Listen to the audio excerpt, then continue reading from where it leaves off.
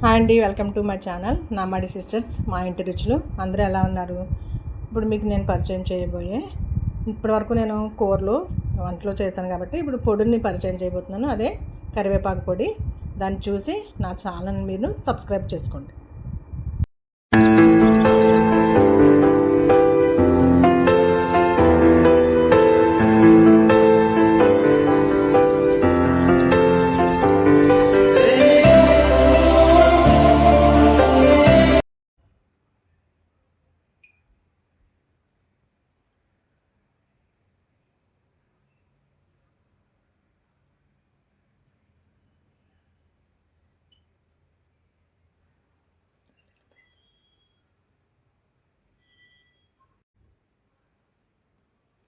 కరివేపాకు కావాల్సిన పదార్థములు: 5 కప్పుల కరివేపాకు కడిగి పెట్టుకున్నది, 1 కప్పు ఎండుమిర్చి, 2 స్పూన్లు ధనియాలు, 2 స్పూన్ల మినప్పప్పు, 2 స్పూన్ల పచ్చిశనగపప్పు, 1 స్పూన్ జీలకర్ర, చిన్న నిమ్మకాయంత చింతపండు,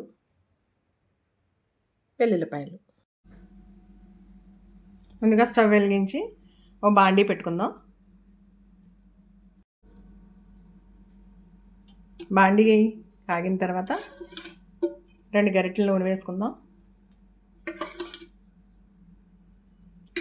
స్టవ్ లో ఫ్లేమ్లో పెట్టుకుని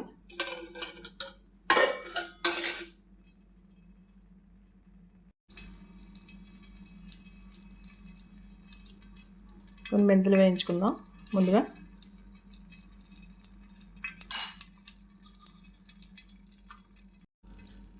మెంతులు వేగుతుండగా మనం తీసి పెట్టుకున్న మినపప్పు 2 స్పూన్లు వేసుకుందాం.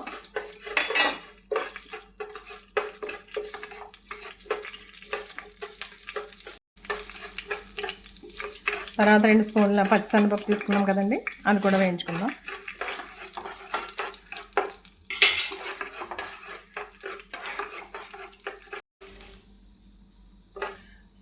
రెండు స్పూన్లు ధనియాలు కూడా వేయించుకుందామండి. అదేవిధంగా స్పూన్ జీలకర్ర కూడా వేయించుకుందాం.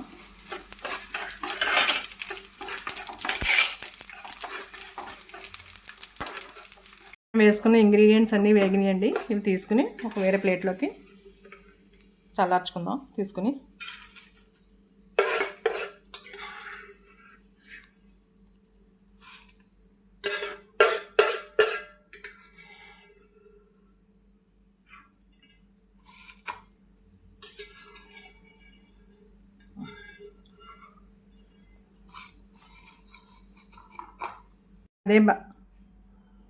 అదే బాండిలో మనం కట్ చేసి పెట్టుకున్న ఎండుమిరపకాయలని ముక్కలు చేసుకున్నాం కదండి, అవి కూడా వేయించుకుందామండి.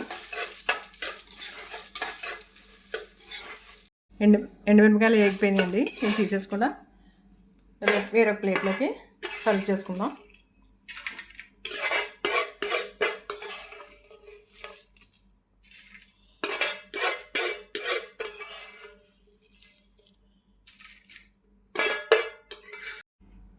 మళ్ళీ అదే బాండీలో మళ్ళీ 2 గరిటెలు నూనె వేసుకుందామండి.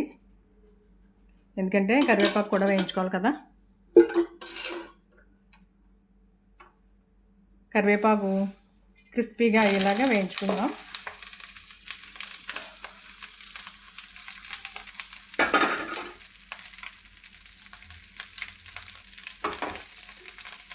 బాగా డ్రై అయ్యేలాగా వేయించుకుని అప్పుడు ఇవన్నీ కలిపి ముందుగా మనం వేయించుకున్న తాలింపులు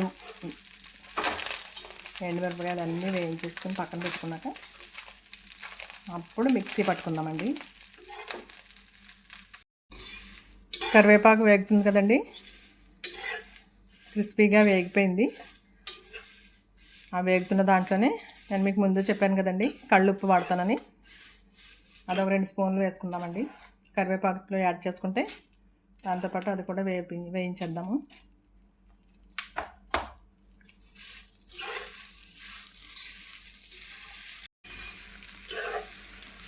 కరివేపాకు ఉప్పు కలిపి వేపుదామని చెప్పాం కదండి, వేగిపోయింది. స్టవ్ ఆఫ్ చేసేసుకుని చల్లారాక మొత్తం ఇవన్నీ మిక్సీ పట్టుకుందామండి. మళ్ళీ మీకు తర్వాత వీడియోలో చూపిస్తాను. స్టవ్ కట్టేస్తున్నాను.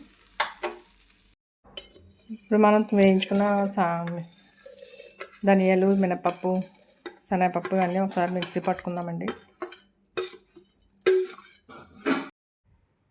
కచ్చాబెచ్చాక మిక్సీ పట్టుకుందామండి ఈ తాలింపు మళ్ళీ మళ్ళీ అదేవిధంగా మళ్ళీ ఎండుమిరపకాయలు కూడా మిక్సీ పట్టుకుందాం.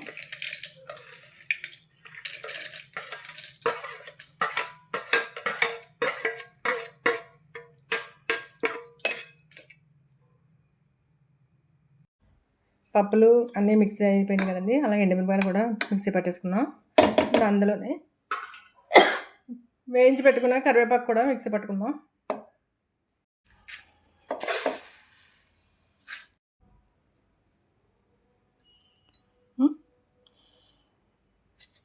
కరివేపాకు కూడా పౌడర్ అయిపోయిన తర్వాత మళ్ళీ దాంట్లోనే మనం ముందుగా తీసి పెట్టుకున్న నిమ్మకాయ సైజ్ అంత చింతపండు కూడా దాంట్లో వేసుకుని మిక్సీ పట్టుకుందామండి.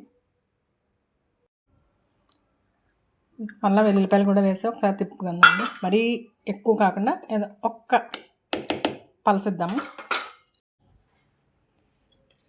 కరివేపాకు పొడి రెడీ అండి. మొత్తం అన్ని ఇంగ్రీడియంట్స్ తోటి మనం పౌడర్ చేసుకున్నాం.